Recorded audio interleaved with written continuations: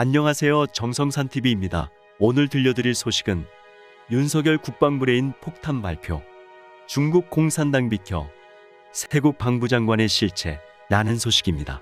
윤석열 국방부레인 중국 사드 경제보복 운운에도 당당히 가야 당당히 해야죠. 만약에 그들 중국 측 이 경제적인 보복을 운운하더라도 당당하게 해야 합니다. 윤석열 대통령 당선인의 후보 시절 선거대책본부 국방정책위원장을 맡았던 김용현 전 합참작전본부장은 지난 12일 머니투데이 드산백과 전화통화에서 3월 9일 대선 이후 중국 측이 날린 사드 THAAD 고고도 미사일 방어체계 견제구를 가리켜 중국은 사드보다 더 먼 거리까지 볼 수 있는 레이더가 있다며 이같이 말했다. 윤 당선인 측이 북한의 ICBM 대륙간 탄도 미사일 등 전략도발 조짐과 맞물려 사드 3축 체계 등 국방정책 실현에 속도를 낼 것으로 짐작되는 대목이다. 앞서 시진핑 중국 국가주석이 윤 당선인에게 전략적 협력 동반자 관계를 촉진하자는 축전을 전달했지만 중국 대외 강경론을 대변하는 매체인 황구시보는 사드 배치는 한중 관계에서 가장 중요한 장애물 중 하나라고 주장했다. 윤석열 정부 안보에 대한 중국 측의 탐색전이 향후 한중 관계의 경랑으로 이어질지 아니면 찻잔속 태풍에 그칠지 주목되는 상황이다. 윤 당선인은 후보 시절 한국군이 단독으로 1조 5천억 원 가량을 들여 수도권 방어용 사드 포대를 추가 배치하는 방안을 내놨다. 사드 사거리가 200km여서 성주에 배치된 포대만으론 수도권 방어가 어렵고 기존 하층 방어 체계로는 수백 캔고도에서 날아오는 미사일이나 북측 EMP 전자기 펄스탄 등 대응이 어렵다는 논리다. 중국 측은 사드의 탐지거리가 1800km로 중국의 내륙 탐지가 가능하다는 점에서 민감한 반응을 보여왔다. 김 전 본부장은 중국 측이 주한미군 사드 경북 성주와 달리 공약인 한국군 단독 사드 추가 배치에 반발할 명분은 약하다고 설명했다. 김 전 본부장은 성주 사드 배치에 반대하는 것은 주한미군의 사드이기 때문에 그렇고 한국이 자위권 차원에서의 사드 배치에 대해서는 뭐라고 그러는 것이 아니다라는 중국 정부 측 입장 발표가 있었다고 설명했다. 또 김 전 본부장은 우리의 주권 영역을 건드리지 않을 것이라며 중국 측이 얻는 것보다 잃는 게 많을 수밖에 없기 때문이라는 말도 했다. 군 역시 사드를 주권의 영역으로 본다는 점에서는 김 전 본부장의 시각과 동일하다. 다만 국방부 핵심 관계자는 본지로부터 중국 측으로부터 사드 배치와 관련해 주한미군이 운영하는 건 안 되고 국군이 단독 운영하는 건 괜찮다는 의견을 공식 접수한 적이 있는지 질의를 받고 공식적으로 주권적 영역인데 중국에서 그렇게 할 리도 없고 우리가 그걸 받을 리도 없다는 입장을 전해왔다. 윤 당선인의 충암고 1년 선배인 김 전 본부장은 박근혜 정부 때 수도방위사령관에 이어 대장 진급으로 가는 요직으로 꼽히는 합참작전본부장에 임명됐다. 문재인 정부 때 퇴역한 뒤로는 국민과 함께하는 국방포럼을 이끌며 예비역 장성들을 규합한 인물로 알려져 왔다.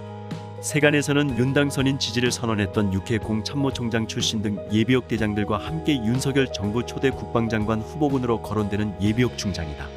김 전 본부장은 우리 국민의 안전을 북한의 핵미사일로부터 방어하는 것이 시급한 문제라고 했다. 차기 군 지휘부 하마평 무성, 리틀 김관진 스타일 장관 등장하나 윤석열 제20대 대통령 당선인의 등장으로 차기 정부에서는 수뇌부 구성을 포함한 군 인사도 변화의 바람이 강하게 불 것이라는 관측이 나온다. 현재 김태성 해병대 사령관을 제외한 나머지 인사들은 모두 교체 대상에 포함되는 것으로 알려졌다. 차기 정부의 초대 국무총리 임명 및 취임 시기에 따라 달라질 수 있지만 인사검증과 청문회 등을 감안하면 오는 7에서 9월 수뇌부 인사가 순차적으로 진행되는 시나리오가 거론된다. 원인철 합참의장과 남영신 육군참모총장은 임기를 상당 부분 소화했다는 점에서 예전부터 교체 가능성이 거론됐다.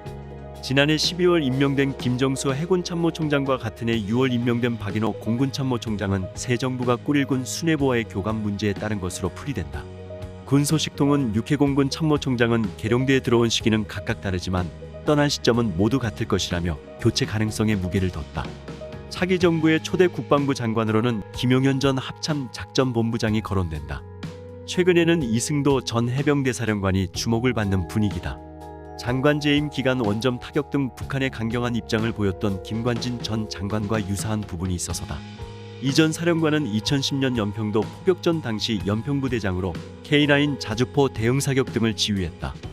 2019년 10월 해병대 사령부에서 열린 국회 국방위원회 국정감사에서는 우리 안보를 위협하는 적은 북한이라고 했다. 또 2017년 북한 선박에서의 북방 한계선 근처인 한박도에 접한 당시 유사시를 대비해 초토화 계획을 세웠다고 밝히기도 했다.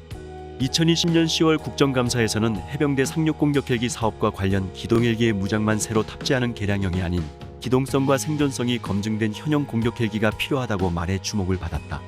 북한 위협 등 국가안보 문제의 원칙적인 모습을 보일 수 있는 리틀 김관진 스타일에 부합하고 정치적 활동도 눈에 띄지 않아 인사의 부담이 적다는 평가가 나오는 것도 이와 무관치 않다. 전진구 전 해병대 사령관도 후보군으로 거론된다.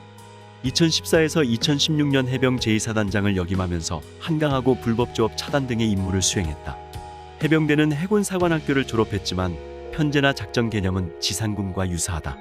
그만큼 육군과 해군 특성을 모두 파악하고 있는 셈이다. 1963년 김성은 장관 취임 이후 약 60년 만에 해병대 출신 장관을 지명함으로써 얻게 되는 정치적 효과도 있다.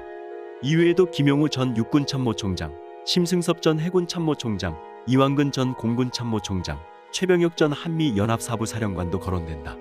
군 인사에서 현 정부의 비육사, 비육군 기조가 바뀔 가능성도 주목된다.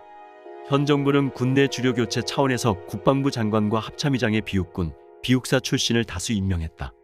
육군 장군 인사에서 비육사 출신의 진급 및 보직 비율을 과거 정부보다 높여왔다. 이를 통해 군단 장급 이상 수뇌부 인사에 포함될 수 있는 비육사 출신의 풀을 만드는 데 주력해왔다.